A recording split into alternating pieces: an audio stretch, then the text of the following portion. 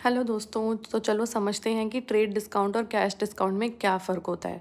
देखिए, मैं आपको पहले ये आइडिया देना चाहती हूँ कि जो कैश डिस्काउंट होता है ना, वो दिया जाता है उस टाइम पर जब आप अपने पेमेंट करते हैं। मतलब कि आप सेलर हैं और आपके पास पेमेंट आई है, तो उस टाइम पर जो आप डिस्काउंट देंगे पेमेंट रिसीव करते टाइम, वो कहलाता है कैश डिस्काउंट। लेकिन ट्रेड डिस्काउंट क्या होता है, जब आप अपने प्रोडक्ट का ऑर्डर प्लेस कर रहे होते हैं, जब आपके पास बल्क में प्रोडक्ट्स का ऑर्डर आता है, उस टाइम पर अगर आप किसी तरह का डिस्काउंट देते हैं तो वो कहलाता है ट्रेड डिस्काउंट। याद रखिए, दोनों की टाइमिंग अलग अलग होती है। ट्रेड डिस्काउंट दिया जाता है उस टाइम पर जब ऑर्डर की प्लेसमेंट हो रही होती है, लेकिन कैश डिस्काउंट दिया जाता है उस टाइम पर जब उस ऑर्डर की पेमेंट हो रही होती है। अब देखते हैं पॉइंट्स के हिसाब से। तो ट्रेड डिस्काउंट का पहला पॉइंट कहता है कि offered by the seller to buyer on price of the product. जब आप प्रोडक्ट बेच रहे होते हैं उस टाइम पर 500 का अगर प्रोडक्ट है, तो अगर आप उसको 400 में बेच रहे हैं तो वो कहलाता है आपका ट्रेड डिस्काउंट। दूसरा है both in cash and credit sales. ये दोनों पर दिया जाता है, कैश सेल्स पर भी और क्रेडिट सेल्स पर भी।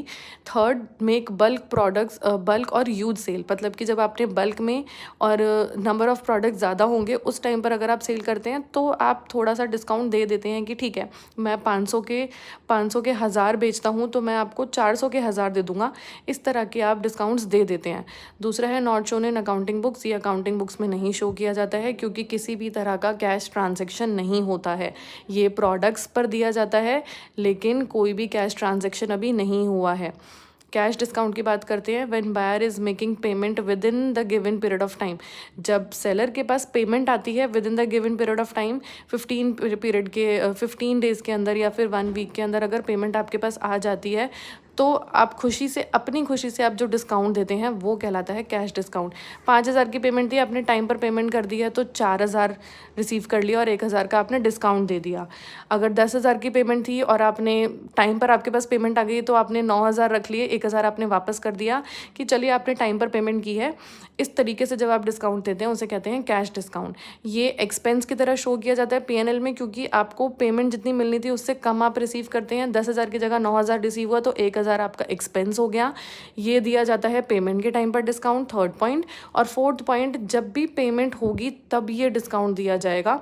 पेमेंट नहीं होगी तो कोई डिस्काउंट कैश में नहीं दिया जाता है। नाम से ही पता लग रहा है, कैश डिस्काउंट मतलब वो डिस्काउंट जब कैश में पेमेंट होती है।